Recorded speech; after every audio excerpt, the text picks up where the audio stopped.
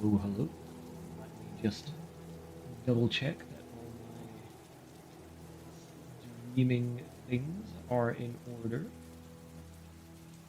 because I do wish to be multi-streaming to YouTube. Not that there's anybody watching there, but it appears that whenever I try and stream to YouTube, it's working. Right here. Maybe.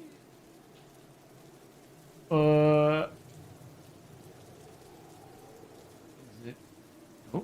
Oh, it's working. It's working. Okay.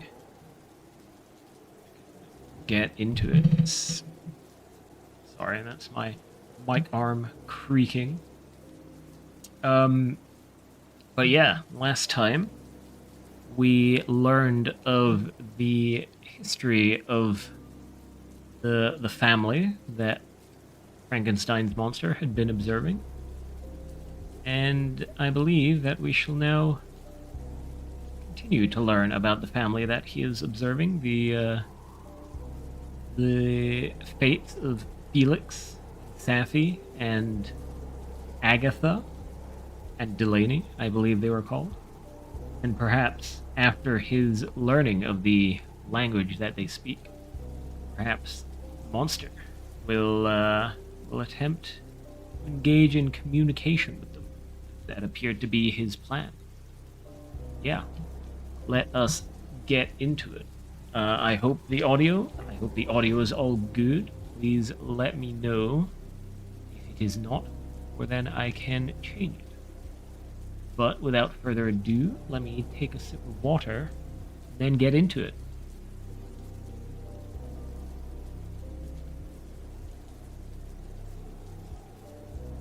Alright, Chapter 15. Such was the history of my beloved cottages. It impressed me deeply. I learned from the views of social life which it developed to admire their virtues and to deprecate the vices of mankind. As yet I looked upon crime as a distant evil. Benevolence and generosity were ever present before me, exciting within me a desire to become an actor in the busy scene where so many admirable qualities were called forth and displayed. But in giving an account of the progress of my intellect, I must not omit a circumstance which occurred in the beginning of the month of August of the same year. One night, during my accustomed visit to the neighboring wood, where I collected my own food and brought home firing for my protectors, I found on the ground a leathern portmanteau containing several articles of dress and some books. I eagerly seized the prize and returned with it to my hovel. Fortunately, the books were written in the language, the elements of which I had acquired at the cottage. They consisted of Paradise Lost, a volume of Plutarch's Lives, and The Sorrows of Werther. Possession of these treasures gave me extreme delight. Now continually studied and exercised my mind upon these histories, while my friends were employed in their ordinary occupations. I can hardly describe to you the effect of these books. They produced in me an infinity of new images and feelings that sometimes raised me to ecstasy, but more frequently sunk me into the lowest dejection. In The Sorrows of Werther, besides the interest of its simple and affecting story, so many opinions are canvassed and so many lights thrown upon what had hitherto been to me obscure subjects, that I found in it a never-ending source of speculation and astonishment. The gentle and domestic manners it described, combined with lofty sentiments and feelings, which had for their object something out of self, accorded well with my experience among my protectors, with the wants which were forever alive in my own bosom. But I thought Werther himself a more divine being than I had ever beheld or imagined. His character contained no pretension, but it sank deep.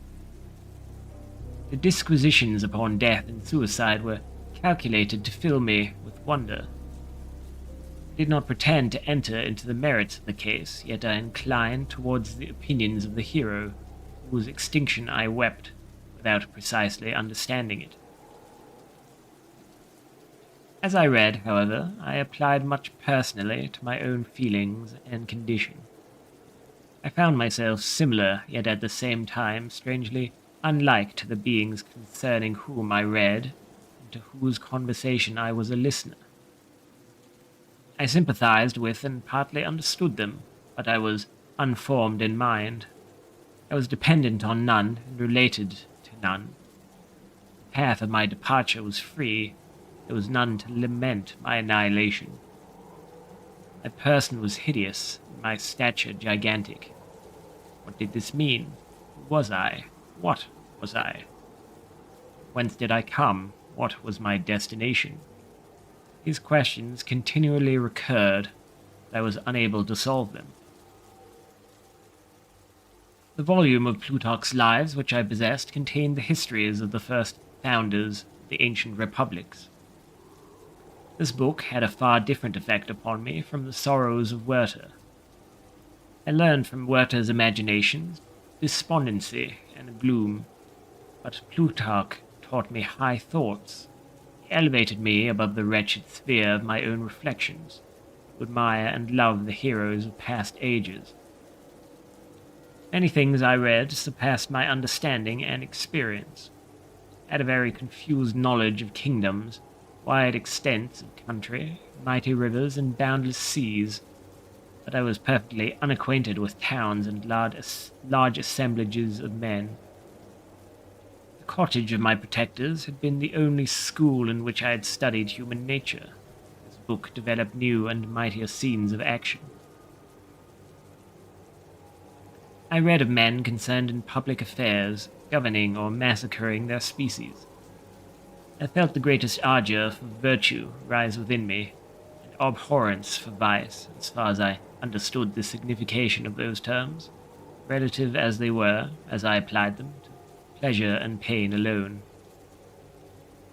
Induced by these feelings, I was of course led to admire peaceable lawgivers, Numa, Solon, and Lycurgus, in preference to Romulus and Theseus.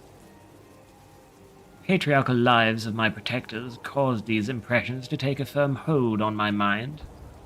Perhaps, if my first introduction to humanity had been made by a young soldier burning for glory and slaughter, I should have been imbued with different sensations. But Paradise Lost excited different and far deeper emotions. I read it, as I had read the other volumes which had fallen into my hands, as a true history. It moved every feeling of wonder and awe that the picture of an omnipotent God warring with his creatures was capable of exciting. I often referred to several situations as their similarity struck me to my own. Like Adam, I was apparently united by no link to any other being in existence, but his state was far different from mine in every other respect. He had come forth from the hands of God, a perfect creature, happy and prosperous. Guarded by the especial care of his Creator, was allowed to converse with and acquire knowledge from beings of superior nature. But I was wretched, helpless, and alone. Many times I considered Satan as the fitter emblem of my condition, for often, like him, when I viewed the bliss of my protectors, the bitter gall of envy rose within me. Another circumstance strengthened and confirmed these beings. Soon after my arrival in the hovel, I discovered some papers in the pocket of the dress which I had taken from your laboratory. At first I had neglected them, but now that I was able to decipher the characters in which they were written, I began to study them with diligence.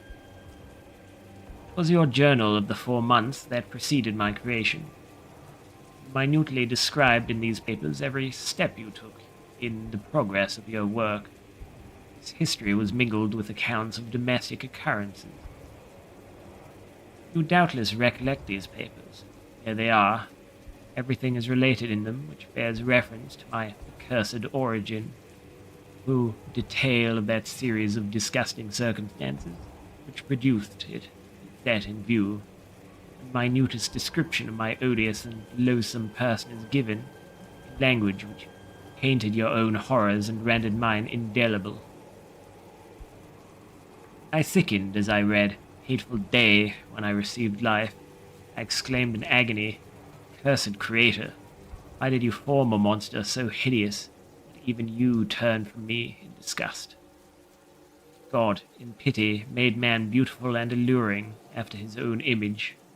My form is a filthy type of yours, more horrid even from the very resemblance. Satan had his companions, fellow devils, to admire and encourage him. But I am solitary and abhorred. These were the reflections of my hours of despondency and solitude. When I contemplated the virtue of the cottagers, their amiable and benevolent dispositions, I persuaded myself that when they should become acquainted with my admiration of their virtues, they would compassionate me and overlook my personal deformity. But they turned from their door one, however monstrous, and solicited their compassion and friendship.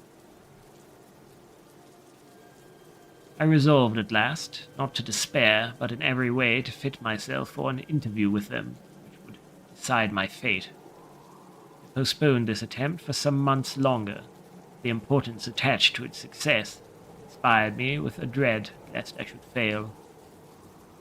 Besides, I found that my understanding improved so much with every day's experience that I was unwilling to commence this undertaking until a few more months should have added to my sagacity.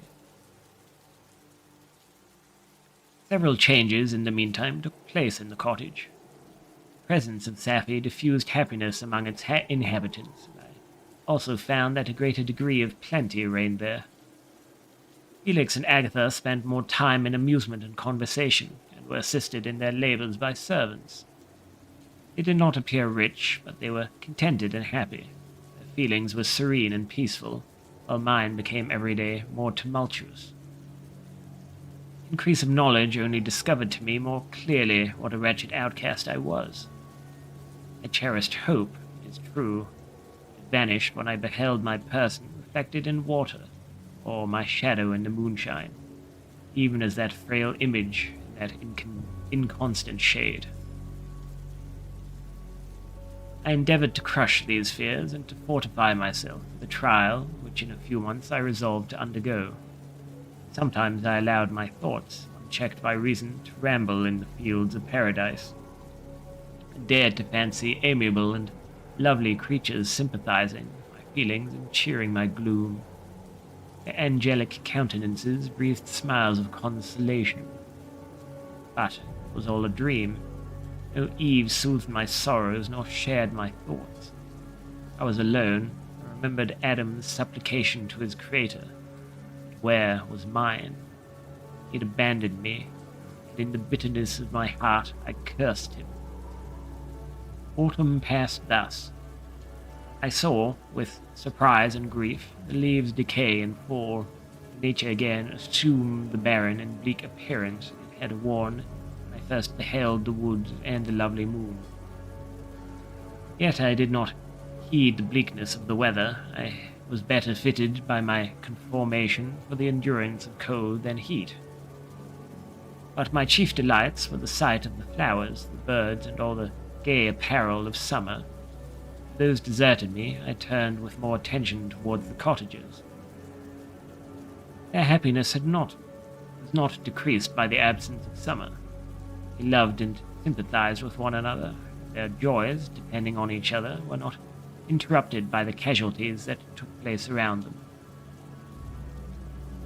The more I saw of them, the greater became my desire to claim their protection and kindness. My heart yearned to be known and loved by these amiable creatures. To see their sweet looks directed towards me with affection was the utmost limit of my ambition. I dared not think that they would turn them from me with disdain and horror. All that stopped at their door were never driven away. I asked, it is true, for greater treasures than a little food or rest. I required kindness and sympathy, but I did not believe myself utterly unworthy of it. The winter advanced, and an entire revolution of the seasons had taken place since I awoke into life. My attention at this time was solely directed towards my plan of introducing myself into the cottage of my protectors. I revolved many projects, but that on which I finally fixed was to enter the dwelling when the blind old man should be alone. I had sagacity enough to discover that the unnatural hideousness of my person was the chief object of horror with those who had formerly beheld me. My voice, although harsh, had nothing terrible in it. I thought, therefore, that if in the absence of his children I could gain the goodwill and mediation of the old de Lacy, I might by his means be tolerated by my younger protectors. One day, when the sun shone on the red leaves that strewed the ground and diffused cheerfulness, although it denied warmth, Sapphy, Agatha, and Felix departed on a long country walk, and the old man, at his own desire, was left alone in the cottage. When his children had departed, he took up his guitar and played several mournful but sweet airs, more sweet and mournful than I had ever heard him play before. At first his countenance was illuminated with pleasure, but as he continued, thoughtfulness and sadness succeeded. At length, laying aside the instrument, he sat absorbed in reflection. My heart beat quick. This was the hour and moment of trial, which would decide my hopes or realize my fears. Servants were gone to a neighboring fair. All was silent in and around the cottage. It was an excellent opportunity. Yet, when I proceeded to execute my plan, my limbs failed me, and I sank to the ground. Again I rose, and exerting all the firmness of which I was master, removed the planks which I had placed before my hovel to conceal my retreat. Fresh air revived me, and renewed determination I approached the door of their cottage. I knocked. "Who is there?" said the old man. "Come in." I entered. "Pardon this intrusion," said I. "I am a traveller in want of a little rest. It would greatly oblige me if you would allow me to remain a few minutes before the fire." "Enter," said de Lacy. "I will try in what manner I can to relieve your wants, but unfortunately my children are from home, and as I am blind, I am afraid I shall find it difficult to procure food for you." "Do not trouble yourself, my kind host. I have food. It is warmth and rest only that I need." I sat down, and silence ensued.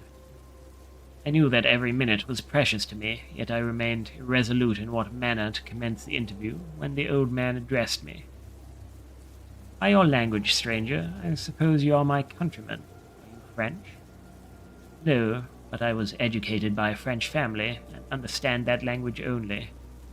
I am now going to claim the protection of some friends whom I sincerely love, of whose favor I have some hopes." "Are they Germans?" "No, they are French. But let us change the subject. I am an unfortunate and deserted creature. I look around and have no relation or friend upon earth. These amiable people to whom I go have never seen me and know little of me. I am full of fears, for if I fail there, I am an outcast in the world forever. Do not despair. To be friendless is indeed to be unfortunate, but the hearts of men, when unprejudiced by an obvious self-interest, are full of brotherly love and charity. Rely, therefore, on your hopes, and if these friends are good and amiable, do not despair. They are kind. They are the most excellent creatures in the world, but unfortunately they are prejudiced against me. I have good dispositions. My life has been hitherto harmless and in some degree beneficial, but a fatal prejudice clouds their eyes, and where they ought to see a feeling and kind friend, they behold only a detestable monster. That is indeed unfortunate. But if you are really blameless, cannot you undeceive them? I am about to undertake that task, and it is on that account that I feel so many overwhelming terrors. I tenderly love these friends. I have, unknown to them, been for many months in the habits of daily kindness towards them, but they believe that I wish to injure them. It It is that prejudice which I wish to overcome. Where do these friends reside? Near this spot. The old man paused and then continued. If you will unreservedly confide to me the particulars of your tale, I perhaps may be of use in undeceiving them. I am blind and cannot judge of your countenance, but there is something in your words which persuades me that you are sincere. I am poor and in exile, but it will afford me true pleasure to be in any way serviceable to a human creature. Excellent man. I thank you and accept your generous offer. You raise me from the dust by this kindness, and I trust that by your aid I shall not be driven from the society and sympathy of your fellow creatures. Heaven forbid, even if you were really a criminal, that can only drive you to desperation and not instigate you to virtue. I am also unfortunate. I and my family have been condemned, although innocent. Judge, therefore, if I do not feel for your misfortunes.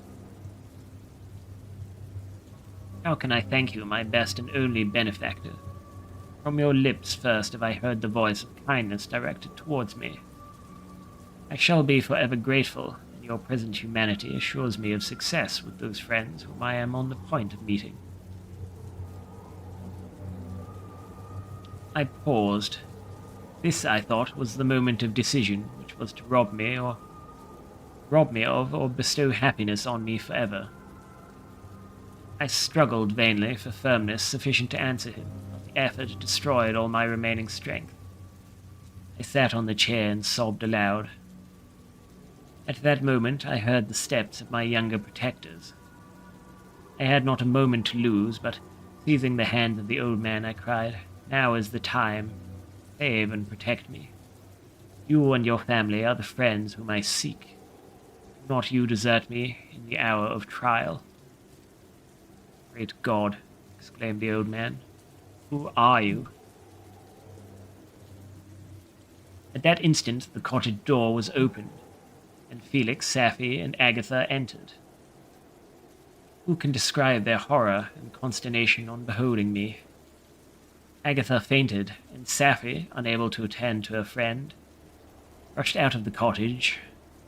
Felix darted forward, and with supernatural force tore me from his father, to whose knees I clung. In a transport of fury, he dashed me to the ground and struck me violently with a stick. I could have torn him limb from limb as the lion rends the antelope, but my heart sank within me as with bitter sickness, and I refrained. I saw him on the point of repeating his blow, when, overcome by pain and anguish, I quitted the cottage, and in the general tumult escaped unperceived to my hovel. Oh my goodness. Quite a lengthy chapter. What is the time? I've been live for 23 minutes. Actually, let me get my Twitch dashboard. Will be more informative than OBS.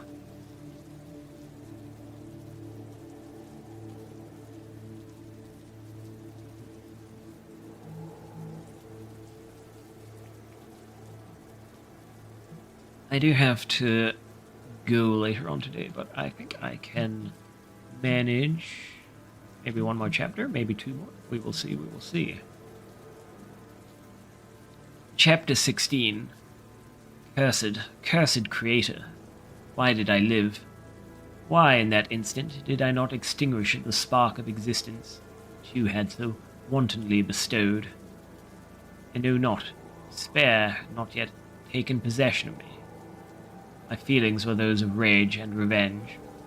I could with pleasure have destroyed the cottage and its inhabitants, and glutted myself with their shrieks and misery. When a night came, I quitted my cottage and wandered in the wood. Now, no longer restrained by the fear of discovery, I gave vent to my anguish in fearful howlings. I was like a wild beast that had broken the toils, destroying the objects that obstructed me, and ranging through the wood with a stag-like swiftness. Oh, what a miserable night I passed. Cold stars shone in mockery. The bare trees waved their branches above me. Now and then the sweet voice of a bird burst forth amidst the... Excuse me. Now and then the sweet voice of a bird burst forth amidst the universal stillness. All, save I, were at rest or in enjoyment. I, like the archfiend, bore a hell within me, finding myself unsympathized with, wished to tear up the trees, spread havoc and destruction around me, and then to have sat down and enjoyed the ruin. But this was a luxury of sensation that could not endure. I became fatigued with excess of bodily exertion and sank on the damp grass in the sick impotence of despair. There was none among the myriads of men that existed who would pity or assist me. Should I feel kindness towards my enemies? No. In that moment I declared everlasting war against the species, and more than all against him who had formed me and sent me forth in this insupportable misery. The sun rose, I heard the voices of men, and knew that it was impossible to return to my retreat during the day. Accordingly, I hid myself in some thick underwood, determining to devote the ensuing hours to reflection on my situation. Pleasant sunshine and the pure air of day restored me to some degree of tranquillity. When I considered what had passed in the cottage, I could not help believing that I had been too hasty in my conclusions. I had certainly acted imprudently. It was apparent that my conversation had interested the father in my behalf. I was a fool in having exposed my person to the horror of his children. I ought to have familiarized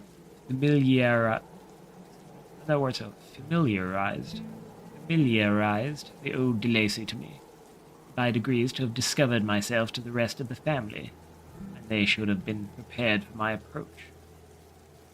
But I did not believe my errors to be irretrievable, and after much consideration I resolved to return to the cottage, seek the old man, and by my representations win him to my party.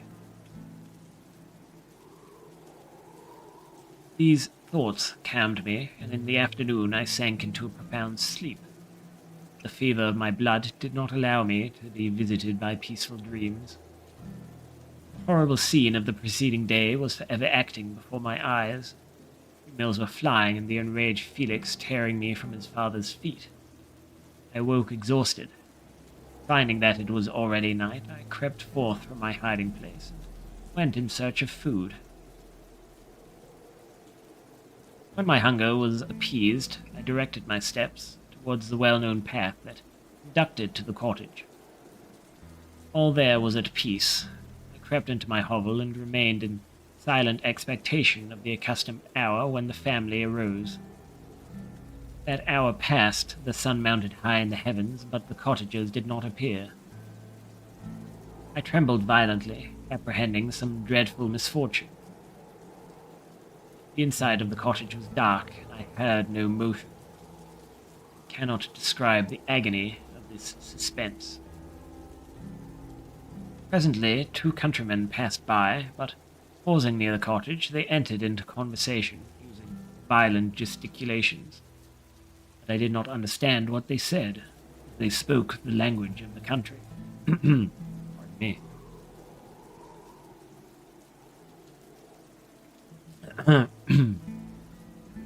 They spoke the language of the country, which differed from that of my protectors.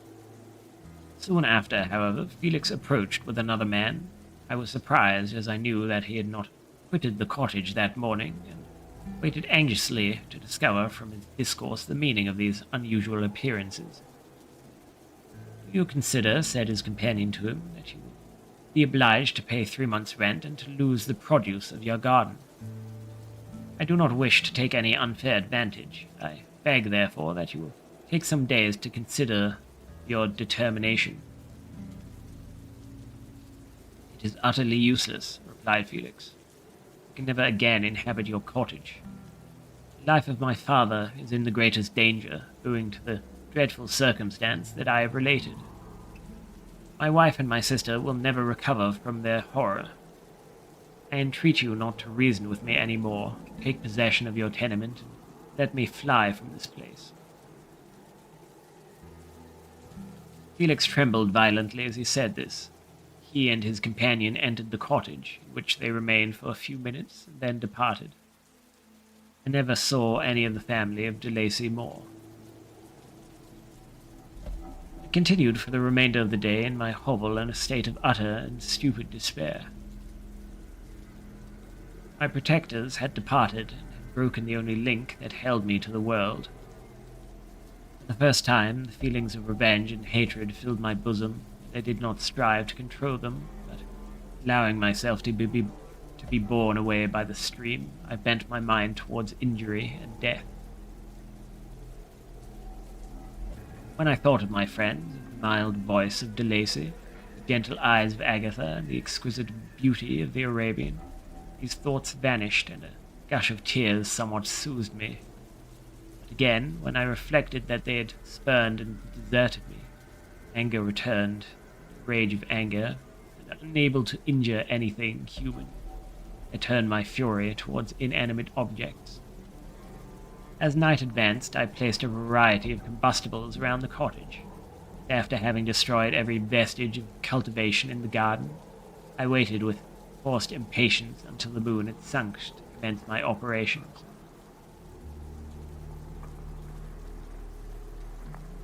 As the night advanced, a fierce wind arose from the woods and quickly dispersed the clouds that had loitered in the heavens. The blast tore along like a mighty avalanche and produced a kind of insanity in my spirits that burst all bounds of reason and reflection. I lighted the dry branch of a tree and danced with fury around the devoted cottage, my eyes still fixed on the western horizon, the edge of which the moon nearly touched. Part of its orb was at length hid. I waved my brand.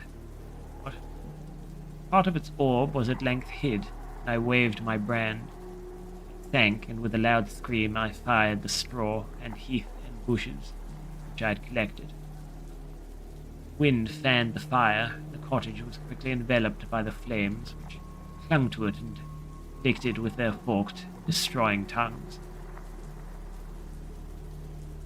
As soon as I was convinced that no assistance could save any part of the habitation, I quitted the scene and sought for refuge in the woods. And now, with the world before me, whither should I bend my steps?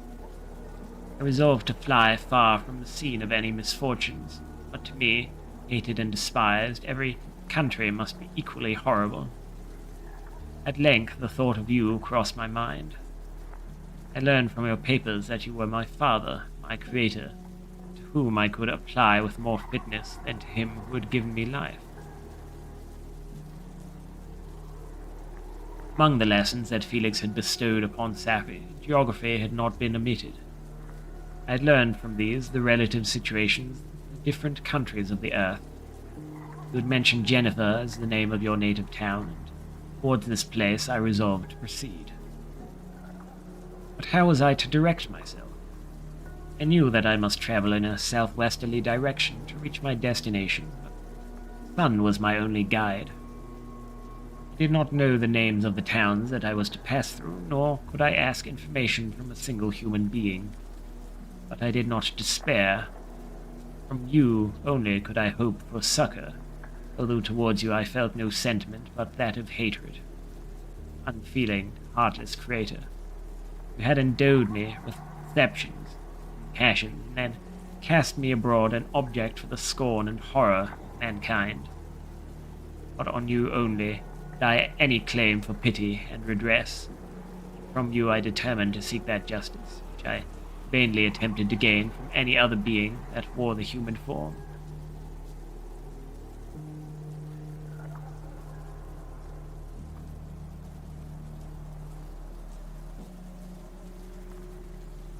My travels were long, and the sufferings I endured intense. It was late in autumn when I quitted the district where I had so long resided. traveled only at night, fearful of encountering the visage of a human being. Nature decayed around me, and the sun became heatless.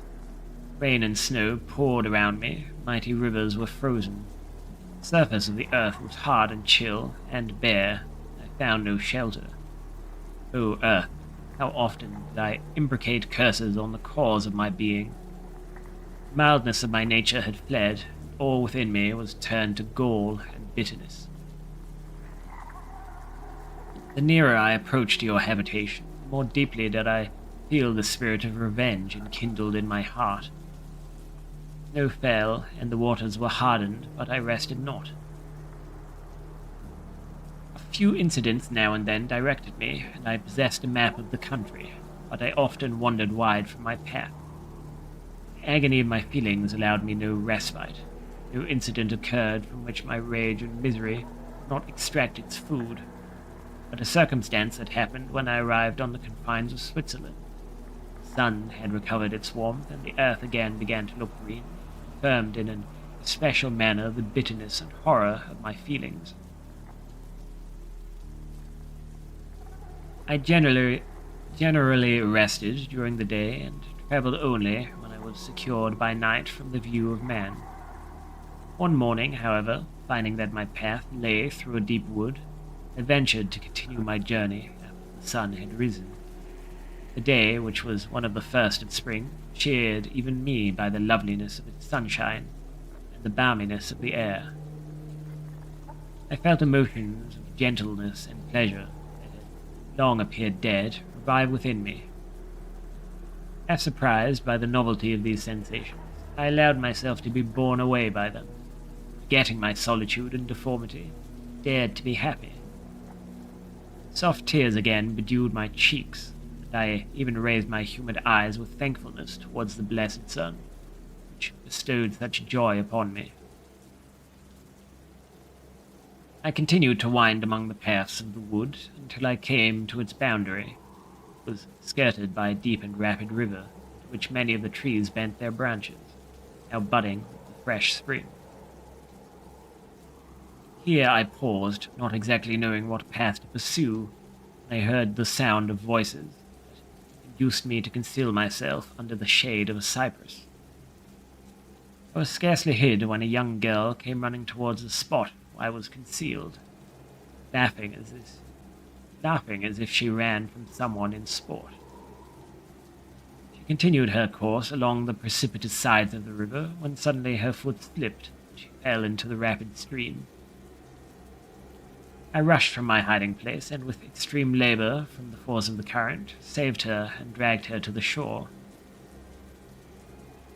She was senseless, and I endeavored by every means in my power to restore animation, when I was suddenly interrupted by the approach of a rustic, who was probably the person from whom she had playfully fled. On seeing me, he darted towards me, and tearing the girl from my arms, hastened towards the deeper parts of the wood. I followed speedily, I hardly knew why. When the man saw me draw near, he aimed a gun, which he carried, at my body and fired. I sank to the ground, and my injurer, with increased swiftness, escaped into the wood. This was then the reward of my benevolence. I had saved a human being from destruction, and as a recompense I now writhed under the miserable pain of a wound, which shattered the flesh and bone. The feelings of kindness and gentleness which I had entertained but a few moments before gave place to a hellish rage and gnashing of teeth. Inflamed by pain, I vowed eternal hatred and vengeance to all mankind, but the agony of my wound overcame me. My pulses paused. I fainted.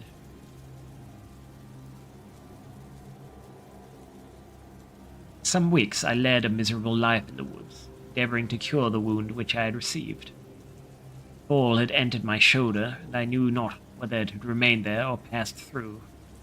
At any rate, I had no means of extracting it. My sufferings were augmented also by the oppressive sense of the injustice and ingratitude of their infliction. My daily vows rose for revenge, a deep and deadly revenge, such as would alone compensate for the outrages and anguish I had endured. After some weeks, my wound healed, and I continued my journey. Labors I endured were no longer to be alleviated by the bright sun or gentle breezes of spring. All joy was but a mockery, which insulted my desolate state and made me feel more painfully that I was not made for the enjoyment of pleasure. But my toils now drew near a close, and in 2 months from this time I reached the environs of Geneva. It was evening when I arrived, and I retired to a hiding place among the fields that surround it to meditate in what manner I should apply to you. I was oppressed by fatigue and hunger, and far too unhappy to enjoy the gentle breezes of evening, the prospect of the sun setting behind the stupendous mountains of Jura. At this time, a slight sleep relieved me from the pain of reflection, which was disturbed by the approach of a beautiful child who came running into the recess I had chosen, all with the sportiveness of infancy. Suddenly, as I gazed on him, an idea seized me that this little creature was unprejudiced and had lived too short a time to have imbibed a horror of deformity. If, therefore, I could seize him and educate him as my companion and friend, I should not be so desolate in this peopled earth. Urged by this impulse, I seized on the boy as he passed and drew him towards me. As soon as he beheld my form, he placed his hand before his eyes and uttered a shrill scream. I drew his hand forcibly from his face and said, "Child, what is the meaning of this? I do not intend to hurt you. Listen to me." He struggled violently. "Let me go," he cried. "Monster, ugly wretch, you wish to eat me and tear me to pieces. You are an ogre. Let me go, or I will tell my papa. Boy, you will never see your father again. You must come with me." "Hideous monster, let me go. My papa is he's a M. Frankenstein. He will punish you. You dare not keep me." "Frankenstein, you belong then to my enemy, to him towards whom I have sworn eternal revenge. You shall be my first victim." The child still struggled and loaded me with epithets which carried despair to my heart. I grasped his throat to silence him, and in a moment he lay dead at my feet. I gazed on my victim, and my heart swelled with exultation and hellish triumph. Clapping my hands, I exclaimed, "I too can create desolation. The enemy is not invulnerable. Death will carry despair to him. 1,000 other miseries shall torment and destroy him." As I fixed my eyes on the child, I saw something glittering on his breast. I took it, a portrait of a most lovely woman. In spite of my malignity, it softened and attracted me. For a few moments I gazed with delight on her dark eyes, fringed by deep lashes, and her lovely lips. Presently my rage returned.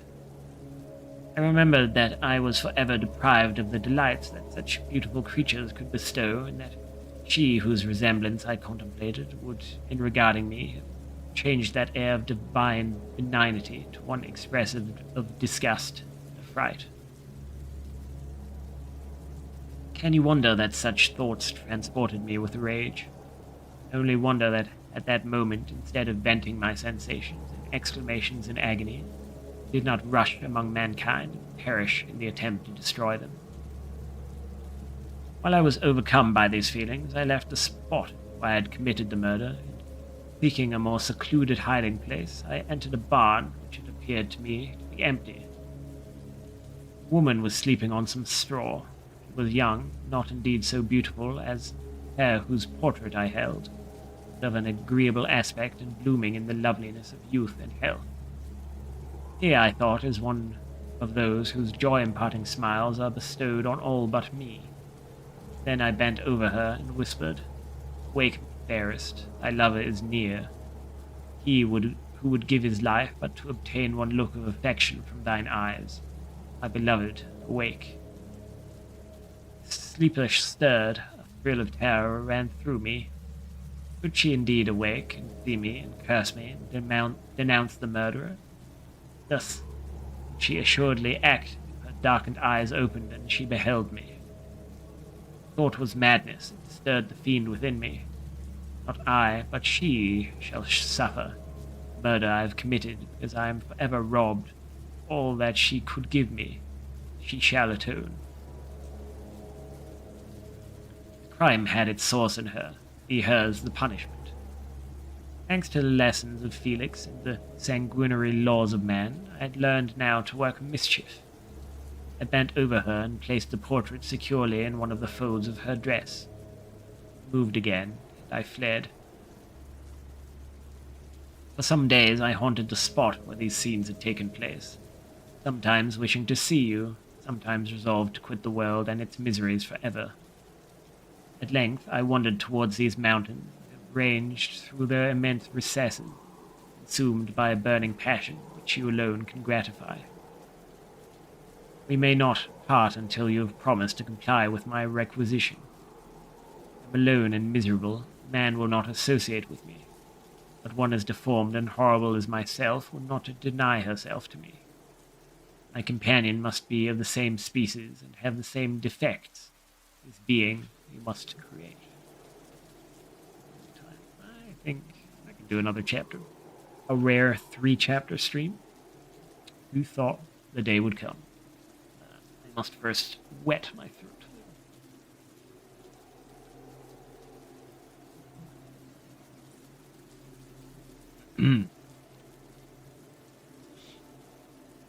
Chapter 17.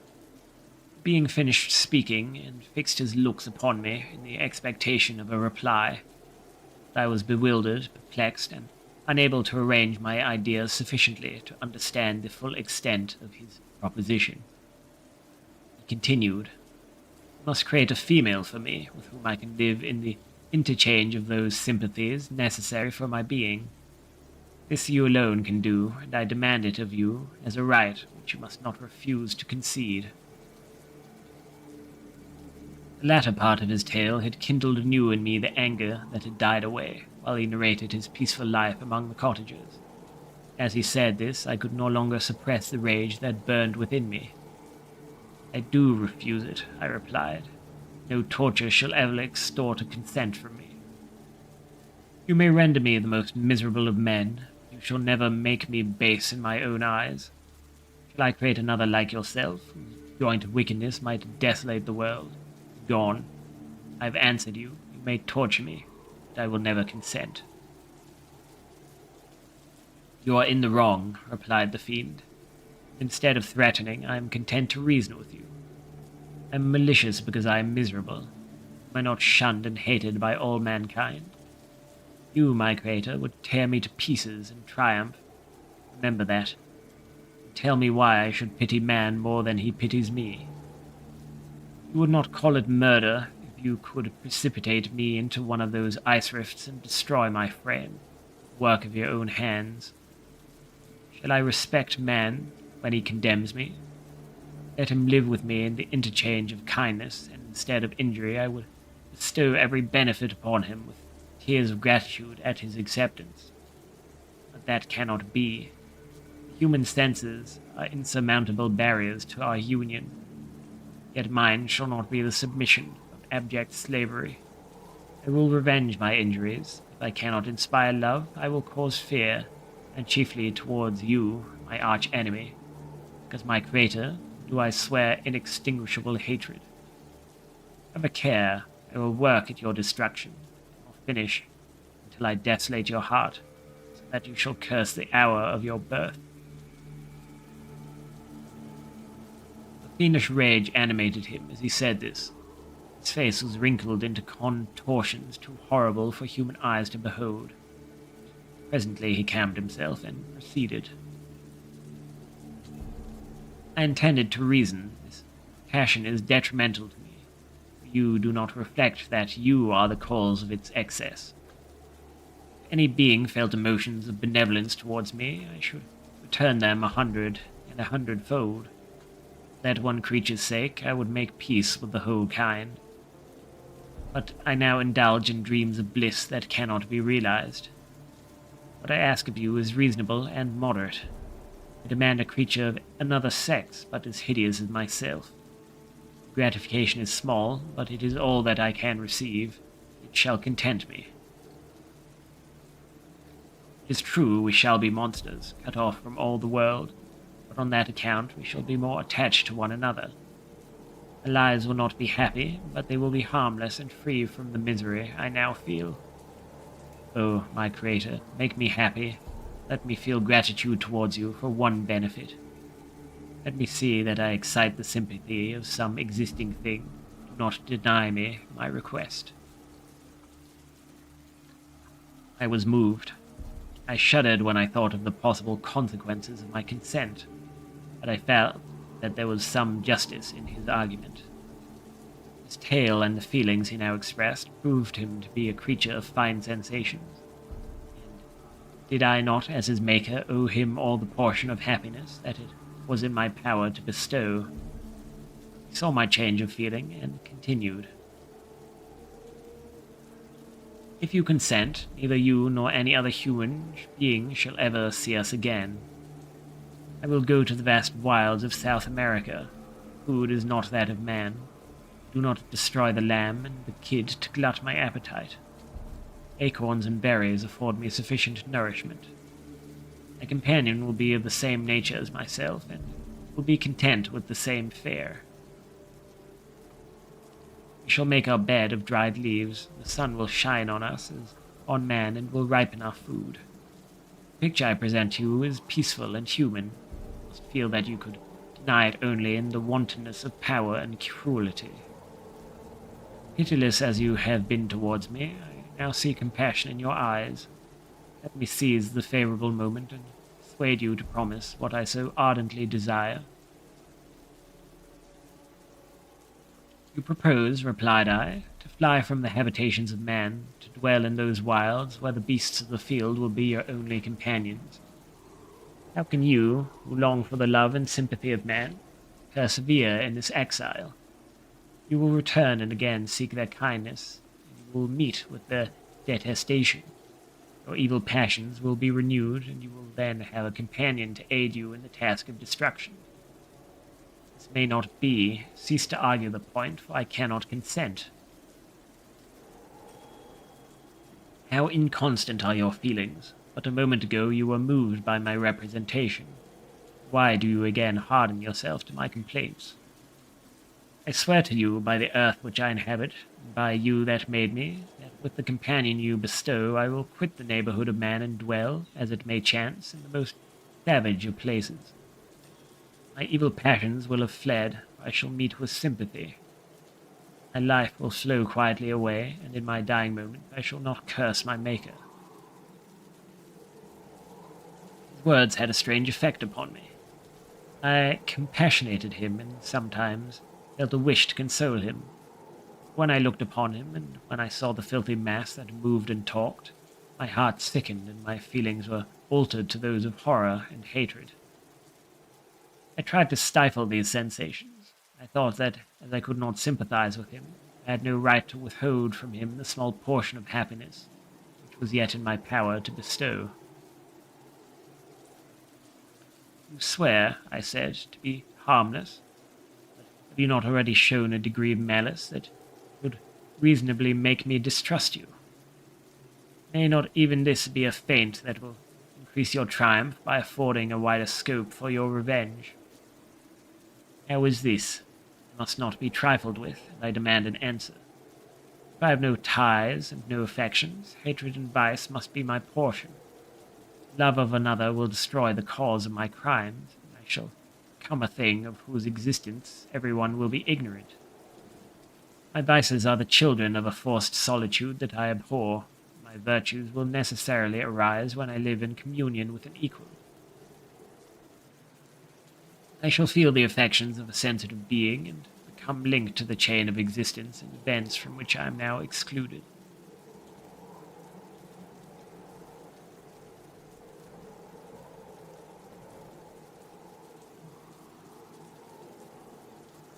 I paused some time to reflect on all that he had related, in the various arguments which he had employed. I thought of the promise of virtues which he had displayed on the opening of his existence, and the subsequent blight of all kindly feeling by the loathing and scorn which his protector had manifested towards him. His powers and threats were not omitted in my calculations. A creature who could exist in the ice caves of the glaciers, hide himself from pursuit among the ridges of inaccessible precipices, was a being possessing faculties it would be vain to cope with. After a long pause of reflection, I concluded that the justice due both to him and my fellow creatures demanded of me that I should comply with his request. Turning to him, therefore, I said, "I consent to your demand, and your solemn oath to quit Europe forever, every other place in the neighborhood of man, as soon as I shall deliver into your hands a female who will accompany you in your exile." "I swear," he cried, "by the sun and by the blue sky of heaven, by the fire of love that burns my heart, that if you grant my prayer, while they exist you shall never behold me again. Depart to your home and commence your labors. I shall watch their progress with unutterable anxiety, and fear not but that when you are ready I shall appear." Saying this, he suddenly quitted me, fearful perhaps of any change in my sentiments. I saw him descend the mountain with greater speed than the flight of an eagle, and quickly lost among the undulations of the sea of ice. His tale had occupied the whole day, and the sun was upon the verge of the horizon when he departed. I knew that I ought to hasten my descent towards the valley. I should soon be encompassed in darkness. My heart was heavy, my steps slow. The labor of winding among the little pass of the mountain, and fixing my feet firmly as I advanced, perplexed me, occupied as I was by the emotions the occurrences of the day had produced. Night was far advanced when I came to the halfway resting place, and seated myself beside the fountain. The stars shone at intervals as the clouds passed from over them. Dark pines rose before me. Every here and there a broken tree lay on the ground. It was a scene of wonderful solemnity, and stirred strange thoughts within me. I wept bitterly, and clasping my hands in agony, I exclaimed, "Oh, stars and clouds and wind, ye are all about to mock me. Ye really pity me, crush sensation and memory. Let me become as naught. If not, depart, depart, and leave me in darkness." These were wild and miserable thoughts. I cannot describe to you how the eternal twinkling of the stars weighed upon me, and how I listened to every blast of wind as if it were a dull, ugly siroc on its way to consume me. Morning dawned before I arrived at the village of Chamonix. I took no rest, but returned immediately to Geneva. Even in my own heart, I could give no expression to my sensation. They weighed on me with a mountain's weight, and their excess destroyed my agony beneath them. Thus I returned home, and entering the house, presented myself to the family. My haggard and wild appearance awoke intense alarm, but I answered no question. Scarcely did I speak. I felt as if I were placed under a ban, as if I had no right to claim their sympathies, as if never more might I enjoy companionship with them. Yet even thus I loved them to adoration, and to save them I resolved to dedicate myself to my most abhorred task. The prospect of such an occupation made every other circumstance of existence pass before me like a dream. That thought only had to me the reality of life. Should I do one more chapter? What do you think? What do you think? I think... Probably?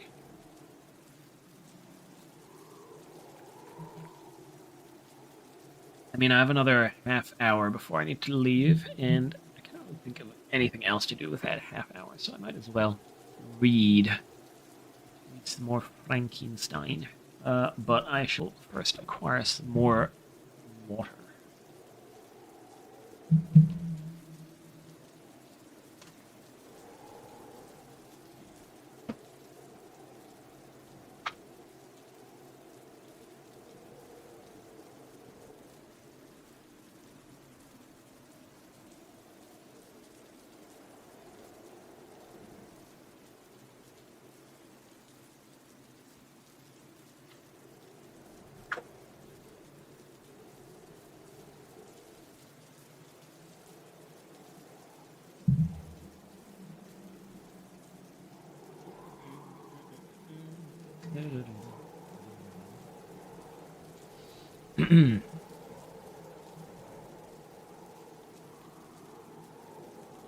Oh, my music. Where's my music?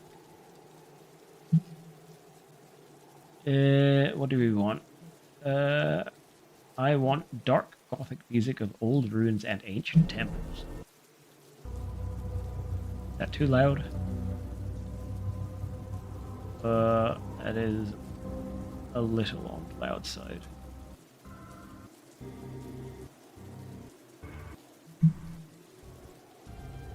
Yeah, seems about right. Oh, there was somebody. Chat.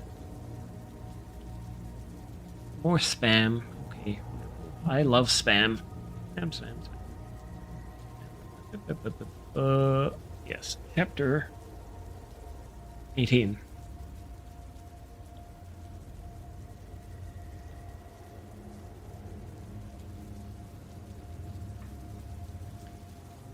Let me get my stream manager up again. Day after day, week after week, passed away on my return to Geneva. I could not collect the courage to recommence my work. I feared the vengeance of the disappointed fiend, yet I was unable to overcome my repugnance to the task which was enjoined me. I found that I could not compose a female without again devoting several months to profound study and laborious disquisition. I had heard of some discoveries having been made by an English philosopher, the knowledge of which was material to my success. I sometimes thought of obtaining my father's consent to visit England for this purpose, but I clung to every pretense of delay and shrank from taking the first step in an undertaking whose immediate necessity began to appear less absolute to me. A change indeed had taken place in me. My health, which had hitherto declined, was now much restored. My spirits, when unchecked by the memory of my unhappy promise, rose proportionably. My father saw this change with pleasure, and he turned his thoughts towards the best method of eradicating the remains of my melancholy, which every now and then would return by fits, and with a devouring blackness overcast the approaching sunrise. At those moments I took refuge in the most perfect solitude. I passed whole days on the lake alone in a little boat, watching the clouds and listening to the rippling of the waves, silent and listless. But the fresh air and bright sun seldom failed to restore me to some degree of composure. And on my return I met the salutations of my friends with a readier smile and a more cheerful heart. It was after my return from one of these rambles that my father, calling me aside, thus addressed me. I am happy to remark, my dear son, that you have resumed your former pleasures and seem to be returning to yourself. Yet you are still unhappy and still avoid our society. For some time I was lost in conjecture as to the cause of this, but yesterday an idea struck me. If it is well founded, I conjure you to avow it. Reserve on such a point would be not only useless, but draw down treble misery on us all. I trembled violently at his exordium, and my father continued. I confess, my son, that I have always looked forward to your marriage with our dear Elizabeth, as the tie of our domestic comfort and the stay of my declining years. You were attached to each other from your earliest infancy, studied together, and appeared in dispositions and tastes entirely suited to one another. So blind is the experience of man that what I conceived to be the best assistance to my plan may have entirely destroyed it. You, perhaps, regard her as your sister, without any wish that she might become your wife. Nay, you may have met with another whom you may love. Considering yourself as bound in honor to Elizabeth, this struggle may occasion the poignant misery which you appear to feel. My dear father, reassure yourself. I love my cousin tenderly and sincerely. I never saw any woman who excited, as Elizabeth does, my warmest admiration and affection. My future hopes and prospects are entirely bound up in the expectation of our union. The expression of your sentiments of this subject, my dear Victor, give me more pleasure than I have had for some time experienced. If you feel thus, we shall assuredly be happy, however present events may cast a gloom over us. But it is this gloom which appears to have taken so strong a hold of your mind that I wish to dissipate. Tell me, therefore, whether you object to an immediate solemnization of the marriage. Pardon me. Where was I? Tell me, therefore, whether you object to an immediate solemnization of the marriage. We've been unfortunate, and recent events have drawn us from that everyday tranquility befitting my years and infirmities. You are younger, yet I do not suppose, possessed as you are of a competent fortune, that an early marriage would at all interfere with any future plans of honor and utility that you may have formed. Do not suppose, however, that I wish to dictate happiness to you, or that a delay on your part would cause me any serious uneasiness. Interpret my words with candor and answer me. I conjure you with confidence and sincerity. I listened to my father in silence and remained for some time incapable of offering any reply. I revolved rapidly in my mind a multitude of thoughts and endeavored to arrive at some conclusion. Alas, to me the idea of an immediate union with my Elizabeth was one of horror and dismay. I was bound by a solemn promise which I had not yet fulfilled and dared not break, or if I did, what manifold miseries might not impend over me and my devoted family. Would I enter into a festival with its deadly weight hanging round my neck and bowing me to the ground? I must perform my engagement and let the monster depart with his mate, for I allowed myself to enjoy the delight of a union from which I expected peace. I remembered also the necessity imposed upon me of either journeying to England or entering into a long correspondence with those philosophers of that country, whose knowledge and discoveries were of indispensable use to me in my present undertaking. The latter method of obtaining the desired intelligence was dilatory and unsatisfactory. Besides, I had an insurmountable aversion to the idea of engaging myself in my loathsome task in my father's house, while in habits of familiar intercourse with those I loved. I knew that 1,000 fearful accidents might occur, sight of which would disclose a tale to thrill all connected with me with horror. I was aware also that I should often lose all self-command, all capacity of hiding the harrowing sensation that would possess me during the progress of my unearthly occupation. I must absent myself from all I loved while thus employed. Once commenced, it would quickly be achieved, and I might be restored to my family in peace and happiness. My promise fulfilled, the monster would depart forever, or, so my fond fancy imaged, some accident might meanwhile occur to destroy him and put an end to my slavery forever. These feelings dictated my answer to my father. I expressed a wish to visit England, but concealing the true reasons of this request, I clothed my desires under a guise which excited no suspicion, while I urged my desire with an earnestness that easily induced my father to comply. After so long a period of an absorbing melancholy that resembled madness in its intensity and effects, I was glad to find that I was capable of taking pleasure in the idea of such a journey. He hoped that change of scene and varied amusement would, before my return, have restored me entirely to myself. The duration of my absence was left to my own choice. A few months, or at most a year, was the period contemplated. One paternal precaution he had taken to ensure my having a companion. Without previously communicating with me, he had, in concert with Elizabeth, arranged that Clerval should join me at Strasbourg, interfered with my solitude. I coveted for the prosecution of my task. Yet at the commencement of my journey, the presence of my friend could in no way be an impediment. And truly, I rejoiced that thus I should be saved many hours of lonely, maddening reflection. Nay, Henry might stand between me and the intrusion of my foe. If I were alone, would he not at times force his abhorred presence on me to remind me of my task or to contemplate its progress? To England, therefore, I was bound.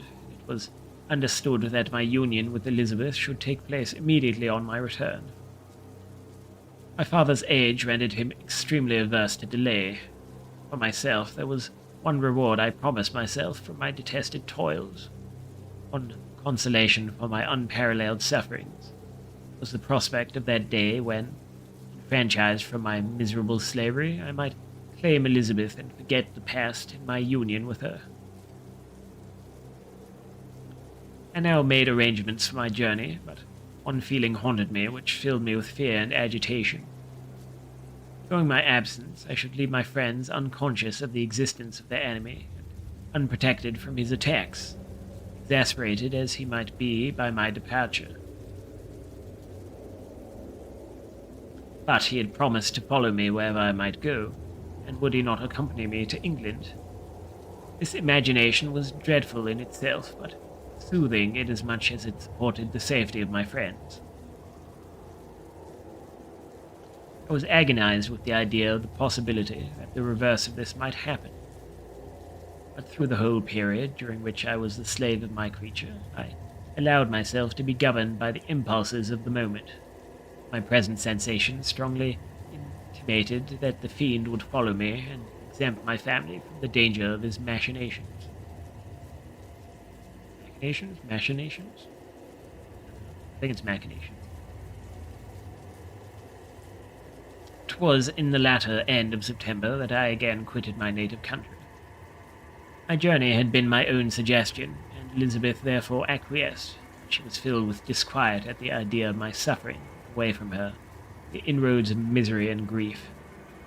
It had been her care which provided me a companion in Clerval, yet a man is blind to 1,000 minute circumstances which call forth a woman's sedulous attention.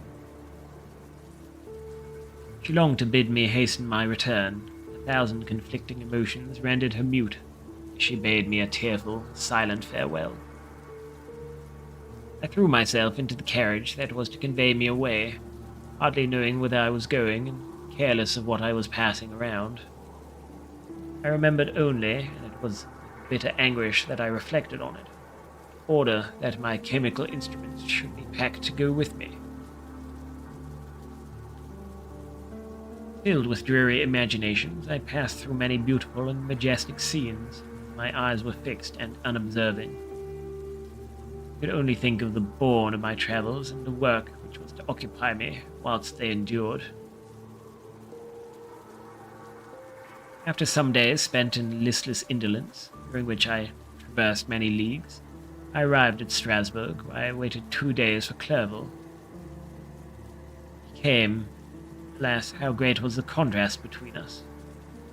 He was alive to every new scene, joyful when he saw the beauties of the setting sun, more happy when he beheld it rise and recommence a new day. He pointed out to me the shifting colors of the landscape, the appearances of the sky. "This is what it is to live," he cried.